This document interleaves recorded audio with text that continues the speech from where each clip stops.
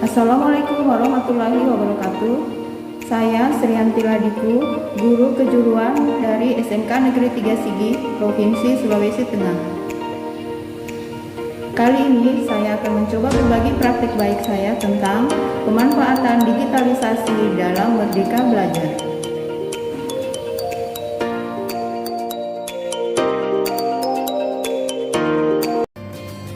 Digitalisasi dalam bidang pendidikan merupakan terobosan baru yang memanfaatkan perkembangan teknologi informasi dan komunikasi untuk mempermudah proses belajar mengajar. Pemanfaatan teknologi dapat digunakan sebagai sumber belajar, sarana belajar, serta dapat mengakses informasi yang dapat membantu kita dalam meningkatkan kualitas pembelajaran. Saat ini, guru dan siswa makin mudah mengakses bahan ajar dengan adanya digitalisasi bidang pendidikan. Nah, pada video kali ini saya akan mencoba berbagi praktik baik tentang pelaksanaan pembelajaran yang memanfaatkan fasilitas digital dengan judul Pemanfaatan Digitalisasi dalam Merdeka Belajar. Dimulai dari pelaksanaan asesmen diagnosis, kegiatan inti pembelajaran, pelaksanaan asesmen sampai kegiatan akhir pembelajaran, yakni refleksi dan pemberian umpan balik. Nah, bagaimana pelaksanaannya? Mari kita simak video berikut ini. Sebelum memulai kegiatan inti, pada kegiatan awal pembelajaran, saya biasanya memulai dengan mengadakan asesmen diagnostik non-kognitif. Biasanya saya menanyakan kabar dan kondisi peserta didik secara lisan. Kesulitan yang saya hadapi dalam menerapkannya adalah adanya murid yang sulit mengungkapkan pendapatnya secara lisan.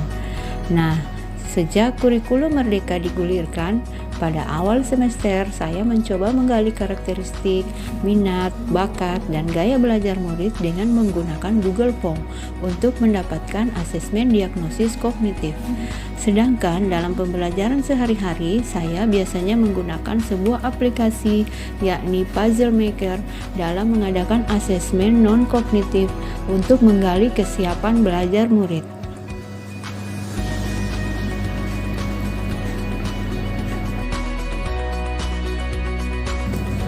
Biasanya saya juga menggunakan Google Slide yang terintegrasi dengan Peer Deck.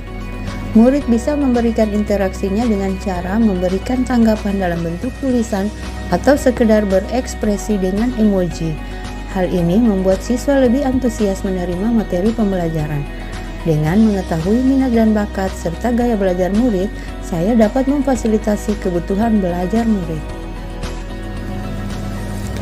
Pada kegiatan inti, hal yang saya lakukan adalah memberikan pemahaman konsep tentang materi hari itu. Siswa mengeksplor melalui internet dan sebagai guru saya memberi kebebasan kepada murid untuk menggambarkan kembali dalam bentuk tulisan, poster, atau infografis.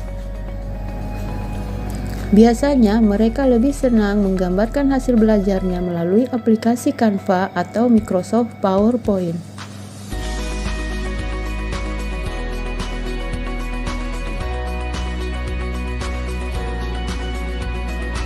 Hasil belajarnya lalu dicetak kemudian ditempelkan pada majalah dinding atau juga dengan mempresentasikannya.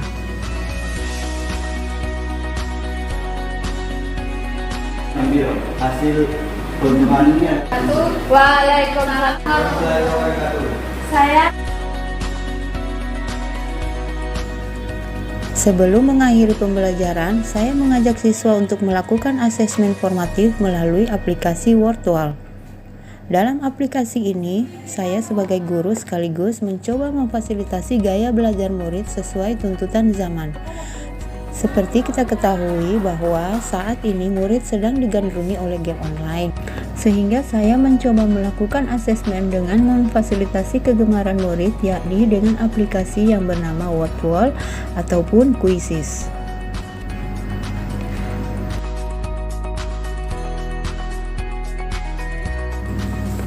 Di akhir kegiatan, guru dan murid bersama-sama menarik sebuah kesimpulan dari apa yang telah dipelajari hari itu. Murid kemudian melakukan refleksi dengan menggunakan aplikasi Padlet.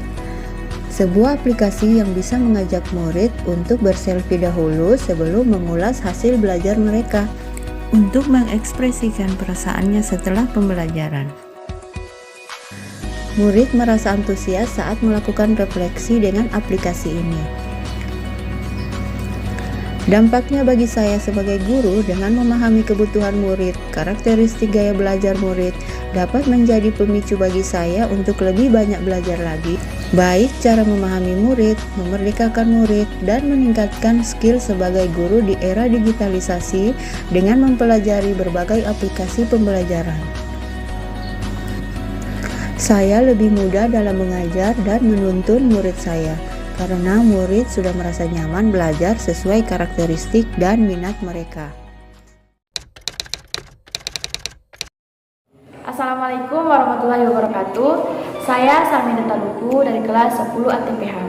Menurut saya, penggunaan teknologi dalam pembelajaran membuat saya lebih mudah memahami materi pembelajaran. Perkenalkan, nama saya Octaviani Latong. Saya salah satu guru di SMK Negeri 3 Sigi. Nah, praktik baik yang dilakukan di Usri ini sangat berdampak positif pada kegiatan belajar mengajar kami, ataupun melakukan pembelajaran secara mudah dan gampang serta sangat menyenangkan. Begitu pula dampaknya kepada murid melakukan pembelajaran yang biasanya hanya menonton dalam melakukan pembelajaran dengan berbagai aplikasi yang digunakan, maka anak-anak pun menjadi senang dan semangat ketika belajar.